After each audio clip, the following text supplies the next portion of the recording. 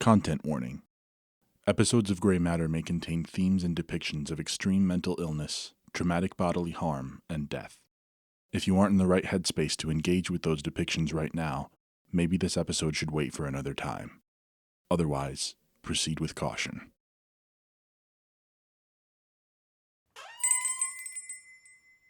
Hello again. Welcome back to Grey Matter Video. Hope you're hungry. Every tape you rent today comes with a free package of microwave popcorn. We're overstocked. My manager added an extra 0 to the order form, and it's just everywhere. But it did remind me of a tape I wanted to make sure to recommend to our #1 customer. Just please take the popcorn. It's called Recluse, and it's about perhaps the most fundamental drive of biological existence: hunger. Whether it's hunger for food, sex, or power, we all know what it's like for our eyes to be bigger than our stomachs. But whether you're starving, well-fed, or full to bursting, you know that hunger never really leaves you. Sooner or later, your stomach will rumble, and when that happens, you will eat. So don't stress. Eat, drink, and be merry. After all, what else can you do?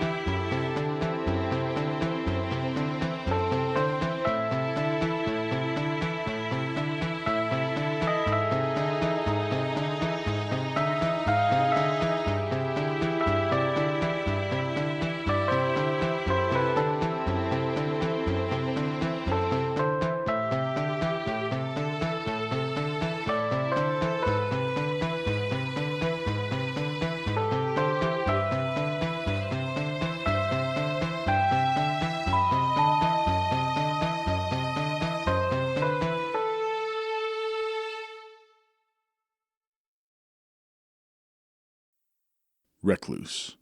Written and directed by Jonathan Inbody. Based on the novel The Food of the Gods by H.G. Wells.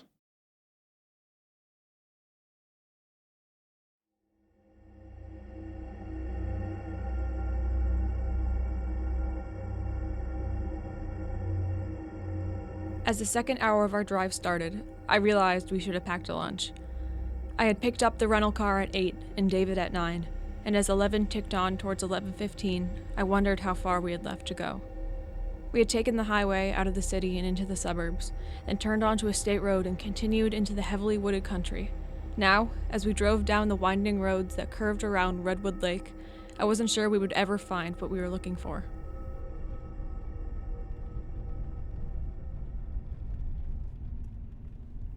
What's the name on the mailbox again, Jen? Should be Purcell.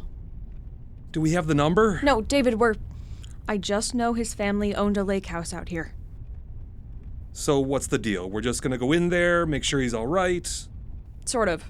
My boss thinks Dr. Purcell is probably dead, but I called some places around the lake. It doesn't seem like anyone's seen him for a month or two. Why not just call the cops? We will, once we pack up the research and take it back to Caterham Products. I don't think my bosses want their IP sitting somewhere in an evidence locker. I thought you said he quit. What? Didn't you say he quit working at Caterham a few months ago? Unless it's research he started while he worked there, they don't have any right to it. Well, if he's dead, he can't argue that in court, can he?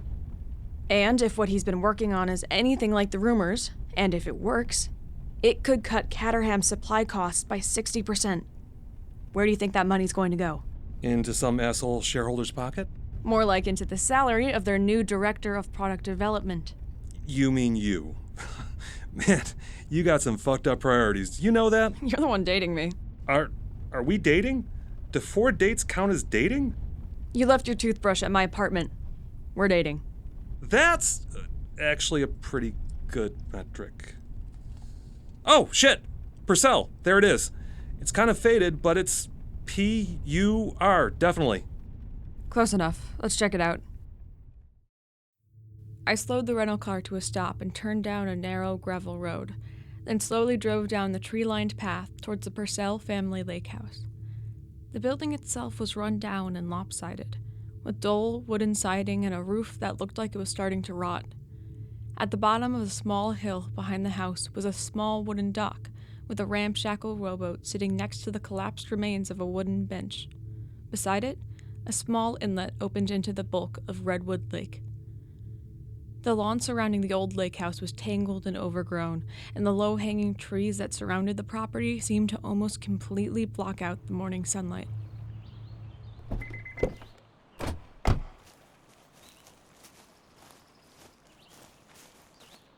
This must be the place. When did his family buy it? During the Civil War? Just be careful. If he's not dead, he's probably desperate. Oh, is that why you brought me? For the muscle?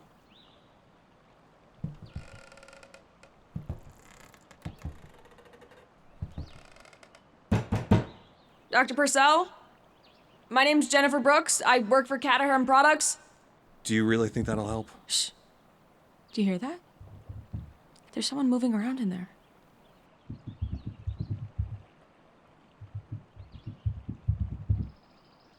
What is that? A dog? Let's find out.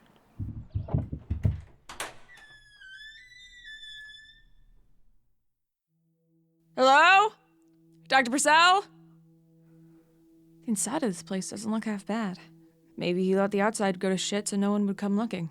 Yeah, but look at the cobwebs. No one's been here in weeks. His apartment didn't look lived in either, but he has to be somewhere. See if you can find a computer. Do you want to tell me what I'm looking for? What exactly was Purcell working on? I don't really know. Some kind of experimental food additive? Something to spray on crops and feed to livestock to make them grow faster. When he stormed out of Caterham, he kept saying he was going to solve world hunger. Why'd he quit anyway? He said he wanted the patents related to his work to be available to the public. The executives cut his funding, said the company didn't see any value in his research. There just wasn't a market for it. There's not a market for solving world hunger? Not really. People think there's some kind of global food shortage, but there isn't. Just the unsold food rotting on supermarket shelves could feed every hungry mouth on the planet. But if you give it away for free, then who would buy it? If you want food to be worth something, then there have to be people who can't afford it. It's basic economics. Scarcity of supply creates demand. Jesus. It is what it is. The world's not perfect. Yeah, but that's wrong, isn't it? The guy wants to make the world a better place and he gets blackballed because it's not profitable enough? Caterham's not a charity, David. Why would they spend money on something they can't own? Besides, a product like that could put them out of business. They supply half the supermarkets on the eastern seaboard. What do you think would happen if every mom and pop farm could suddenly produce food as fast as they do? But if they own it, then they'd have a stranglehold on the market. Mm-hmm. And I gave it to them. Look, I know it sucks, but I need this, okay? Let's just look around, and if we don't find anything, we can go. Fine.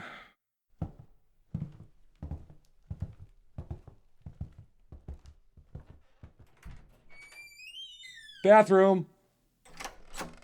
Closet.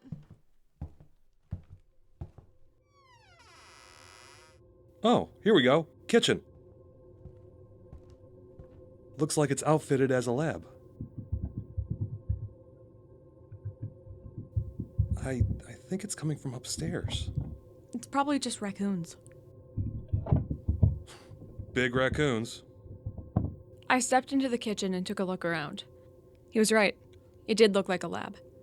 Dusty scientific equipment and empty beakers covered the counters, while orange extension cords strung along the tops of the walls led to a large surge protector, plugged into a loose wall outlet next to a Bunsen burner and a small oxygen tank. In a doorless cupboard next to the old gas stove sat a metal centrifuge, with a yellow legal pad covered in scribbled notes pinned to the wall beside it. Across the room, a portable whiteboard was set up in front of the fridge, with half-erased notes and calculations surrounded by pinned pieces of paper. On them were graphs, tables, and figures, none of it legible to the untrained eye. Hey, Jen, I found a bedroom. The bed doesn't look slept in. Do you want me to go through the dresser and stuff? Yeah, could you? No problem. I wheeled the whiteboard out from in front of the fridge and looked inside. It was mostly empty. On the top shelf sat a metal rack of sealed test tubes, each one labeled with a string of numbers and letters, and on the shelf underneath it sat a carton of expired eggs and a gallon of sour milk. I glanced over at one of the papers pinned to the whiteboard, where a list of different letter and number combinations filled a neat table. Did they match up to the tubes? I slid out the metal rack and turned one of the test tubes to look at the number, then glanced over at the paper to see if any of the entries corresponded. Each tube was filled with what looked like chemical mixtures in different amounts, with colors ranging from red to purple to almost white. The last row of the rack was completely empty, except for one unsealed test tube with a torn-off label. Shit. Everything okay in here? Yeah, I found a bunch of chemicals, but I can't make heads or tails of them. Well, I might have found something that'll help. What is that? A handheld digital recorder. It was just lying on his bedside table. Let me see. May 15th. I caught the spiders in the woodpile again. They've been in the tool shed, too. I don't know why. Is that Purcell? I think so. Radial measurements put them at almost 8 times normal length.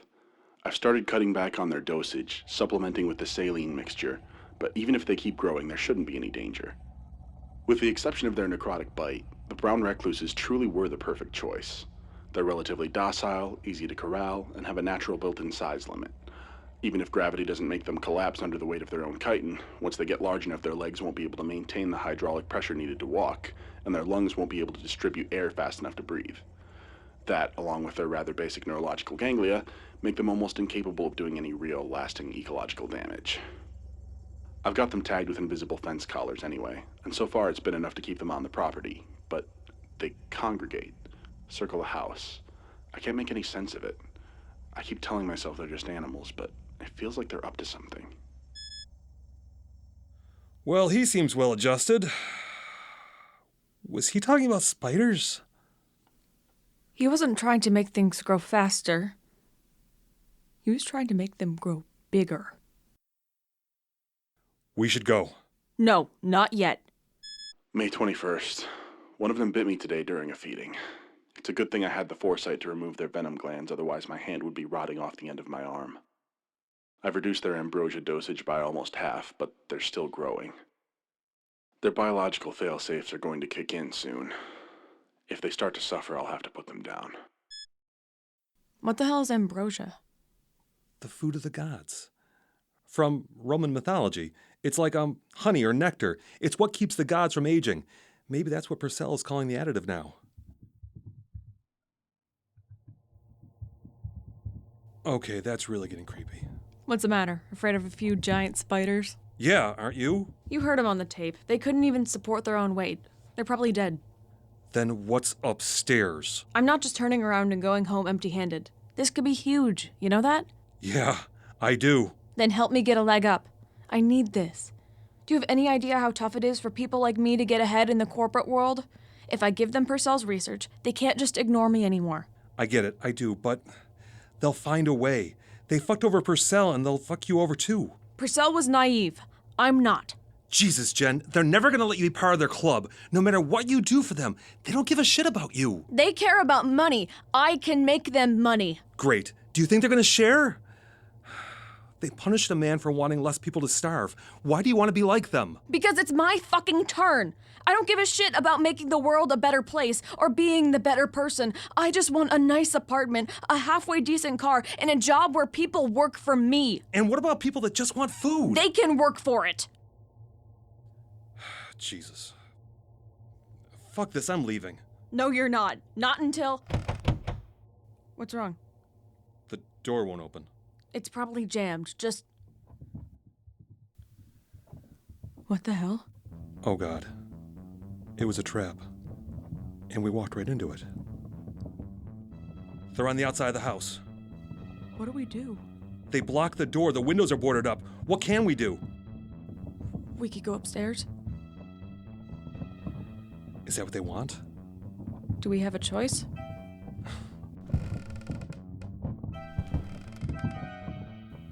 You first.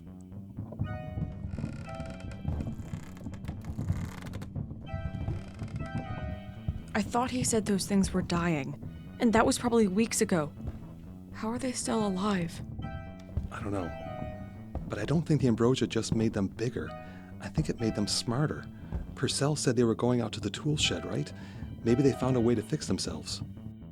We slowly walked up the stairs, listening for the telltale scampering on the walls around us. The second floor was pitch black, and as we stepped off of the top of the stairway and into a small hallway, I felt around for a light switch. When I found one, dim orange light spread out from a single dangling light at the far end of the hall, illuminating a few more boarded-up windows and a pair of doors. It won't budge. I'll try the other one. Oh my god. Bulging out of the room in front of us was a huge, fleshy mass, pressing out against the walls and spilling out through the broken wall into the room next door. The surface of the pink, mottled flesh was covered with tumorous lumps and thin shreds of torn clothing, and a gigantic human hand sat splayed out on the floor in front of us with 5 gnarled and bloated fingers. What is that thing? I think it's Purcell. Or it was. He must have gotten exposed somehow. Maybe the spiders figured out that the additive was killing them, and they managed to get it into his bloodstream. Then they forced him upstairs, made him grow until he couldn't move. He doesn't even look human. I stared at the bulbous pile of billowing flesh in silent horror, trying desperately to make out the shape of a man somewhere inside it.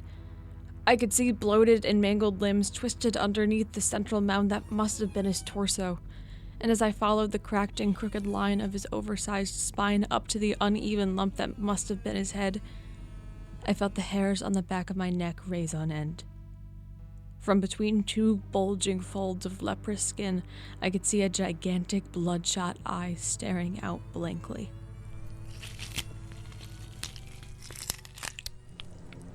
A seam of bloody skin tore open on the side of the huge, misshapen head, sending a stream of chunky blood and clear liquid pouring down to the floor.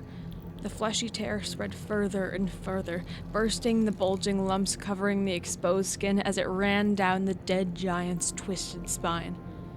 Twitching, spindly legs reached out from inside the bloody seam, then bulb-like brown bodies rose up through the layers of folded flesh and burst out into the open. Hundreds of spiders, each one the size of a football, skittered out of the burst body and scuttled down over the lumpy mounds of skin and muscle towards us like a living wave. Oh god. They laid eggs inside him. So that their children would have something to eat. We have to get out. David, we have to go, please. I turned to the door and screamed. There, standing in the open doorway, was a spider the size of a German shepherd. It stared at us with 6 beady eyes, tapping its 2 forelegs on the floor in front of it in anticipation of a feeding. One of its back legs had been replaced with a metal pole, and it had what appeared to be a fabric bag from a vacuum embedded in the side of its face, slowly inflating and deflating as it breathed. David was right. They had fixed themselves. Another dog-sized spider scuttled over from the other side of the room. This one had reinforced its half-crushed thorax with the torn-off hood of a riding lawnmower, and in front of its shriveled fangs sat an embedded pair of stainless steel screwdrivers. What do we do? We run. And we hope the good doctor didn't have any power tools. The spider in the doorway sprang forward as David pushed me out of the way. It slammed into him and bowled him over, then stabbed down at him with its metal back leg as he tried to roll out from under it. He shot a knee up and flipped it onto its back, then turned and grabbed my hand as it wobbled back and forth, trying to right itself. The other spider ran up the wall and followed after us as we sprinted into the hall, rushing down the stairs in a blind panic as the flood of baby spiders spilled out of the room with Purcell's giant body. The little ones must have absorbed the ambrosia by eating Purcell, but it's diluted. A strong enough dose to make them bigger, but not enough to be fatal. Stop theorizing, just run! Not there! The front door's jammed, remember? Then we'll break a window. Again! Drop it, I'll push you through. I grabbed the edges of the broken boards and pulled myself up towards the cracked window frame on the other side, then turned to look at David as he lifted my legs up so I could pull them through. Behind him, hundreds of tiny spiders were spilling down the bottom of the staircase. At the center of the scuttling horde was a spider with a metal pole for a leg, staring daggers at us with compound eyes as it charged towards David. Look out!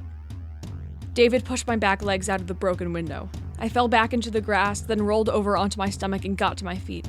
I could hear the sounds of a struggle coming from inside. I scanned the overgrown yard for any sign of more of the creatures, then took off running around the side of the house towards the gravel driveway. If I could get to the car, drive it through the front of the building, maybe David could still... I skidded to a stop.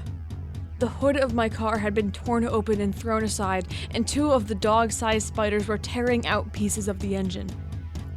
One turned to look at me with blank, beady eyes, and then the other, and as I turned to run, I heard them leap down into the gravel.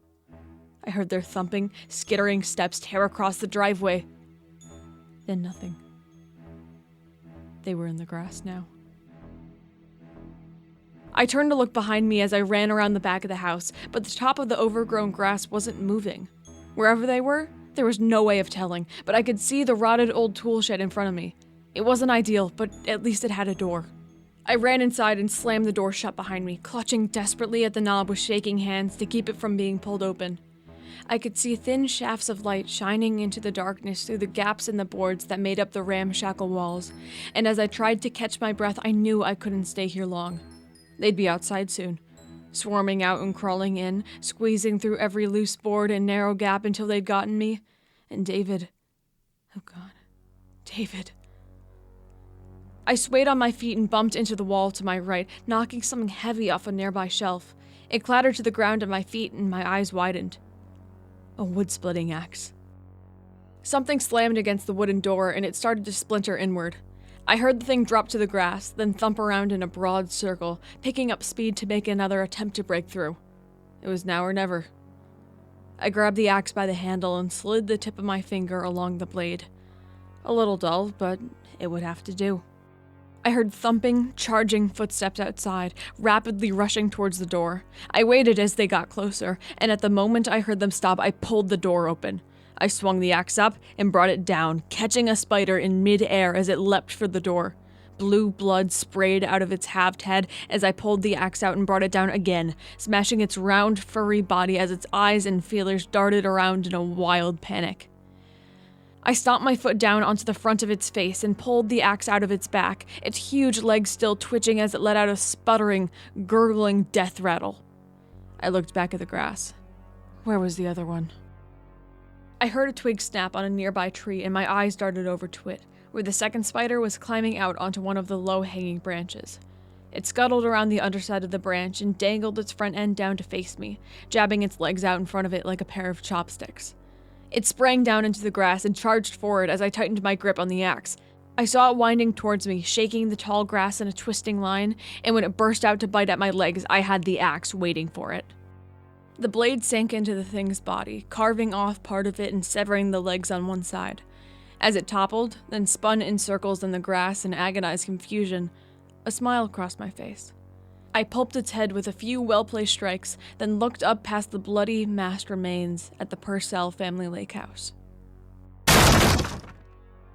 I made short work of the back door, then started into the hall, holding the axe out in front of me like a fireman as I listened for the telltale scamper of 1,000 tiny legs.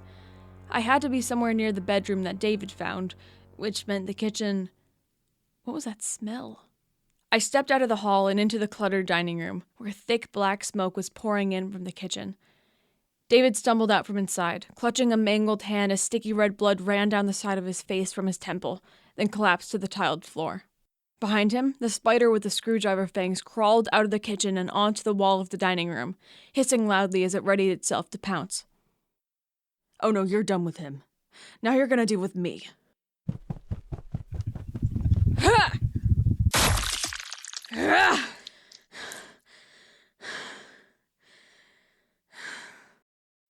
David, are you okay? I had to stop them. Found a Bunsen burner.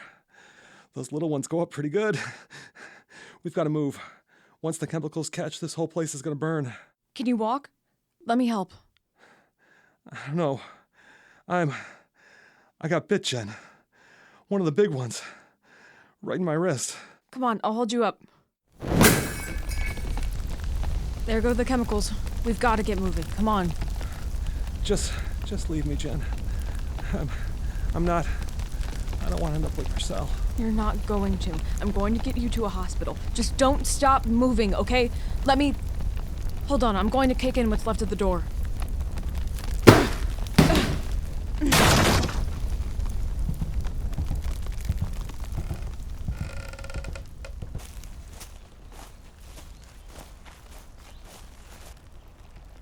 I don't want to die. But maybe I should. That stuff's dangerous.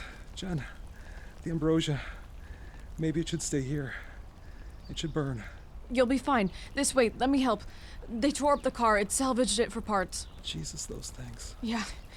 What happened to the one with the metal leg? I don't know. Once the little one started burning, he just took off. You should have told me that before I put down the axe. I helped David down the grassy hill towards the half-rotted dock. With the car gone, the rowboat floating in the small inlet was probably our best bet. I leaned David against a tree and stepped out onto the dock, then crouched down and picked up a wooden oar. I reached out with the end of the oar and hooked the side of the boat, floating freely a few feet out in the water at the end of an ancient rope, and as I pulled it in, I wondered how long it had been since anyone had used it. I knelt down and grabbed the side to steady it, then turned and motioned for David to come get in. He pushed himself up off the tree and hobbled towards the dock. Suddenly, something dropped out of the tree above him and onto his back, knocking him painfully face first into the grass. It was the spider with the metal leg, its vacuum bag respirator heaving furious breaths in and out, and it reared up on its hind legs and hissed, ready to pounce at any second. I swung the wooden oar like a baseball bat, smashing it against the side of the spider's head and sending it reeling. Before it could recover, I brought the side of the oar down like a sledgehammer onto the middle of its back, and with a loud, cracking smash, the creature burst like a grape.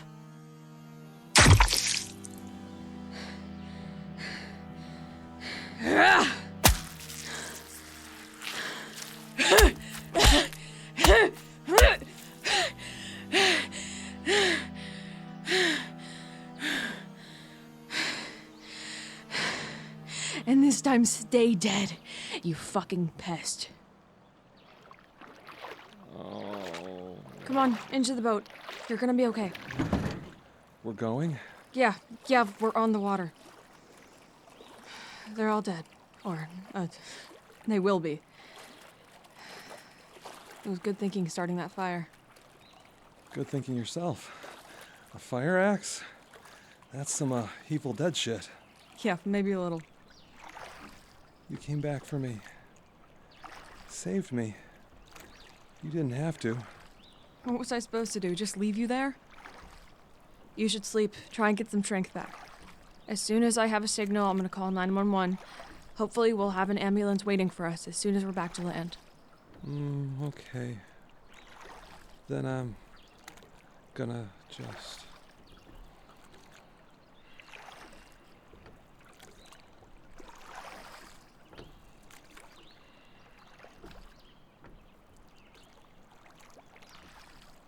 David? Are you still awake?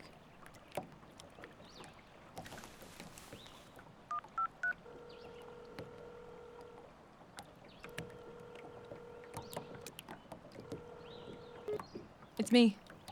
I'm at Redwood Lake. Tell Caterham to send a car.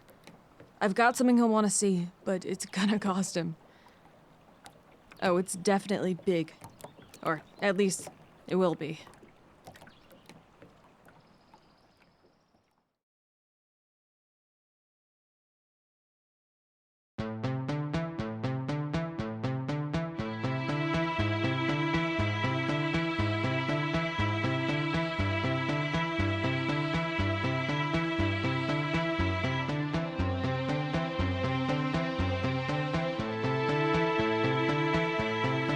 Recluse was written and directed by Jonathan Inbody and based on the novel The Food of the Gods and How It Came to Earth by H.G. Wells. It was edited by Jeffrey Lavin, with music composed and performed by Samantha Hunt. Jennifer, the narrator, was played by Charleston Harvey. David was played by Eric Miller, and Quinn Farner played Dr. Purcell. Gray Matter is a Word Search media production. Any similarities to real people, places, or things is purely coincidental. Be kind. Rewind.